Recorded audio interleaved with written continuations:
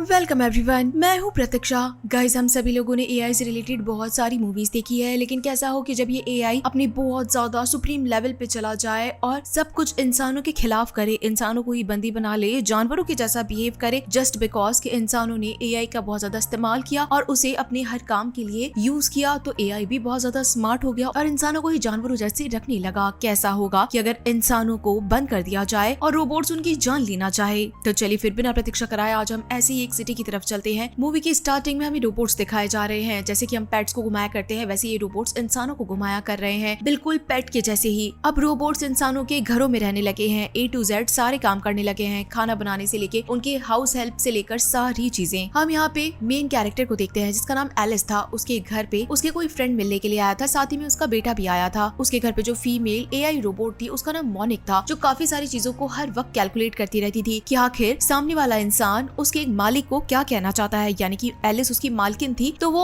इंसानों के इमोशंस को समझने की हमेशा कोशिश किया करती थी। एलिस से मिलने के लिए जो उसका फ्रेंड आया था वो एलिस के साथ में कुछ गलत करना चाहता था, बार बार में उसके नजदीक जाना चाहता था। मोनिक इस आदमी के बारे में सब कुछ चेक कर लेती है कि एलिस जिस तरीके से और जिस इंटरेस्ट से और जिस प्यार से इस आदमी को दिखा रही है, लेकिन इस आदमी में उतना प्यार नहीं है, बल्कि वो तो अपनी नीड्स पूरी करने आया है। जिसके बाद में यहाँ एलिस का एक्स हस्बैंड आता है, जो कि अपनी गर्लफ्रेंड के साथ आया था और साथ ही में एक बेटी को भी लाया था। ये बेटी उन्होंने अडॉप्ट करी थी। विक्टर की गर्लफ्रेंड यहाँ पे बहुत ज्यादा फ्लॉन्ट करने लगती है, बहुत ऊंची ऊंची बातें करने लगती है कि ये दोनों मिलके शादी करने वाले हैं और इसी के साथ में एक बहुत ही महंगी जगह जाने वाले हैं। ये सारी बातें सुन के एलिस हर बार इमोशनल हो जाया करती है, क्योंकि उसे ये सब प्यार वगैरह नहीं मिला था, जबकि ये नई आई हुई गर्लफ्रेंड को विक्टर बहुत सारा घुमा फिरा रहा है। इनकी बातों के बीच में यहाँ पे एक डॉग भी आ जाता है। पता चलता है कि यहाँ पे अब डॉग्स को रखना बहुत ही अमेजिंग सी चीज हो गई है, क्योंकि डॉग की क्लोनिंग करी जा रही है। अगर एक बार एक कुत्ता मर गया तो आप वैसे के वैसे और कुत्ते भी बना सकते हैं। तो ये जो कुत्ता था वो 7 नंबर का कुत्ता था, मतलब ऐसे 7 कुत्ते और बन चुके होंगे, कह सकते हैं उन्हें की रिहाइब्रिड कर रहे थे। इसी कुत्ते को वापस लाने के लिए उसकी मालकिन भी यहाँ पे पहुंच जाती है। अब ये सब जब बातें कर ही रहे थे तभी यहाँ पे न्यूज चैनल पे बताया जाता है कि एक बहुत बड़ा ग्लिच आया है, जिससे कि सारे लोग सड़कों पे पहुंच गए हैं और वहाँ पे ट्रैफिक जैम हो चुका है। न लोग आ पा रहे हैं, न लोग जा पा रहे हैं। अभी तक उड़ने वाली टेक्नोलॉजी इसमें दिखाई नहीं गई है, क्योंकि उड़ के भी तो लोग जा ही सकते हैं, लेकिन यहाँ पे अभी भी सड़कों पे ही अटके हुए दिखाई दे रहे थे। जहाँ पे विक्टर और उसकी गर्लफ्रेंड जाने वाले थे उसी की जगह दिखाई जाती है, जो की एक बहुत ही ब्रांडेड यॉट टाइप का दिख रहा था। हालांकि वहाँ पे पानी, रोबोट्स, इसके अलावा कुछ था नहीं, लेकिन फिर भी काफी ज्यादा लग्जरी जगह थी। इस चक्कर में विक्टर और उसकी गर्लफ्रेंड बहुत ज्यादा पैनिक हो रहे थे कि अगर इतना ज्यादा रोड जाम हो गया है तो ये लोग टाइम से फ्लाइट कैसे लेंगे। साथ ही में एक और न्यूज आती है, एक योनिक्स नाम की कंपनी थी जो कि रोबोट्स बनाती है, और इस बार तो उन्होंने इतने ज्यादा एडवांस रोबोट्स बनाए हैं जो कि वॉर और इसी के साथ में और भी कई चीजों के अंदर बहुत बेहतरीन तरीके से अपना परफॉर्मेंस देंगे। इंसानों से कई गुना बेहतर भी बनाए गए हैं रोबोट्स, क्योंकि वो सोच और समझ सकते थे। लेकिन साथ साथ में हमें कुछ ऐसे क्लिप्स भी दिखाए जाते हैं जहाँ पे रोबोट्स इतने ज्यादा बुरे बन चुके हैं कि इंसानों को भेड़ बकरियों के जैसे इस्तेमाल कर रहे हैं। जैसे कि आज हम भेड़ बकरियों का इस्तेमाल कर रहे हैं, उन्हें मार पीट रहे हैं, डिट्टो वैसे ही फ्यूचर के अंदर रोबोट्स इंसानों के साथ कर रहे हैं। मोनिक भी ये चीजें देख रही थी और यहाँ पे जितने भी इंसान बैठे थे वो कहीं ना कहीं डर रहे थे कि ये फ्यूचर क्या होने वाला है, हमारा रोबोट्स ऐसी कैसे हरकतें कर सकते हैं। ये जो नेबर थी यहाँ से जाने वाली थी, डॉग बाहर निकल जाता है, लेकिन तभी वहाँ पे दरवाजे एकदम बंद हो जाते हैं और दरवाजे नहीं खुलते हैं। रीजन जब पूछा जाता है तो सारे कंप्यूटर, रोबोट्स और सिक्योरिटी सिस्टम कहते हैं कि ये ऑटो लॉक हो गए हैं, क्योंकि बाहर का माहौल काफी ज्यादा खतरनाक है, इंसानों का बाहर जाना खतरनाक हो सकता है। बाहर एक बहुत बड़ा भूकंप आया था, इसी चक्कर के अंदर काफी ज्यादा ट्रैफिक जैम हुआ था और आप लोग भी बाहर नहीं जा पाएंगे। अब यहाँ पे बाकी सारे रोबोट्स को भी बुलाया जाता है, क्योंकि घर के अंदर और रोबोट्स भी थे जो कि पुराने रोबोट थे, क्योंकि मोनिक तो सबसे नई रोबोट थी। अब यहाँ पे एक मैनुअल सिस्टम भी था, उसे चालू करा जाता है कि मैनुअल सिस्टम से भी दरवाजों को ओपन करने का सिस्टम रखा गया था। लेकिन तभी यहाँ पे सबसे पुराना रोबोट आता है जिसका नाम आइंस्टाइन था। विक्टर ने खुद ये रोबोट बनाया था जब वो एलिस के साथ में रहा करता था। तब यहाँ पे आइंस्टाइन कहता है कि नहीं, मैं आप लोगों को बाहर जाने नहीं दे सकता, बाहर का माहौल बहुत ज्यादा खतरनाक है। ये सारे रोबोट्स मिलके एक मीटिंग बिठाते हैं। इन रोबोट्स को कुछ ना कुछ फील होने लगता है कि इंसान हमारे ऊपर बहुत ज्यादा चिल्लाते हैं, हमसे प्यार नहीं करते, आखिर इसका क्या रीजन हो सकता है। हमने तो इनके साथ में हर एक अच्छी चीज करी है, लेकिन फिर भी हम किसी भी तरीके से इन्हें नुकसान नहीं पहुंचा सकते। हम ऐसी कोशिश करेंगे कि हम इनके दिल में जगह बना सके, क्योंकि योनिक्स कंपनी के जो रोबोट है वो बाहर घूम रहे हैं और इनको किसी भी तरीके से किसी भी वक्त नुकसान पहुंचा सकते हैं। रोबोट्स ने जब सोचा कि अगर इंसानों की मदद करना चाहते हैं तो इनके लिए उन्हें थोड़ा बहुत बदलाव करना पड़ेगा। मोनिक इंसानों जैसी हरकतें करने लगती है ताकि वो इंसानों के साथ ज्यादा अच्छे से रह सके। अब तक इन्हें दिन से शाम हो गई थी और शाम से रात हो गई थी, तब भी ये लोग बाहर नहीं निकल पा रहे थे। घर का एसी भी शट डाउन कर दिया गया था। तभी इन्हें याद आता है कि एक इमरजेंसी सिस्टम भी तो है, वो घर के बाहर मैनुअली लगा हुआ है, अगर उसे प्रेस कर दिया जाए तो हम लोग जरूर बाहर आ सकते हैं। लेकिन इन लोगों के पास नेटवर्क नहीं था, तो ये किसी को कॉल नहीं कर सकते। जो शीशे थे यानी दरवाजे थे वो भी इतने ज्यादा एडवांस, इतने ज्यादा डैमेज प्रूफ थे कि उसे तोड़ा तो बिल्कुल नहीं जा सकता था, तो ये किसी को आवाज भी नहीं दे सकते थे चिल्ला के। तभी इन्हें ध्यान आता है कि इनका डॉग बाहर घूम रहा है, अगर उसे लेजर लाइट की मदद से उस हैंडल तक पहुंचा पहुंचा दिया जाए और अगर वो उसे प्रेस कर दे तो जरूर इनका काम हो सकता है। ये डॉग को लेकर आते हैं, एक लेजर लाइट के जरिए उस डॉग को सीधा मैनुअल हैंडल तक पहुंचाते हैं, लेकिन वो डॉग उसे खींचने लगता है। प्रेस होने की बजाय वो गलती से टूट जाता है। अब ये किसी इंसान की मदद के बिना तो बिल्कुल भी नहीं लग पाता। अब रात के टाइम पे सोने का भी टाइम आ गया था। आपस के अंदर सब लड़ी झगड़ रहे थे कि आखिर कौन कहाँ पे सोएगा, कौन कहाँ पे सोएगा। एलिस बहुत ज्यादा परेशान हो रही थी क्योंकि जगह इतनी भी ज्यादा नहीं थी कि वो अपने एक्स हस्बैंड को भी सुला ले, अपनी दोस्त को भी सुला ले, अपनी पड़ोसन को भी सुला ले, साथ ही में बच्चे आए हुए हैं उनको भी सुला ले। अब धीरे धीरे करके सबको अलग अलग आइडियाज आने लगते हैं क्योंकि कोई सो तो नहीं पा रहा था, गर्मी बहुत हो रही थी। विक्टर को लगता है कि उसकी कार बाहर है, वो अगर बहुत जोर से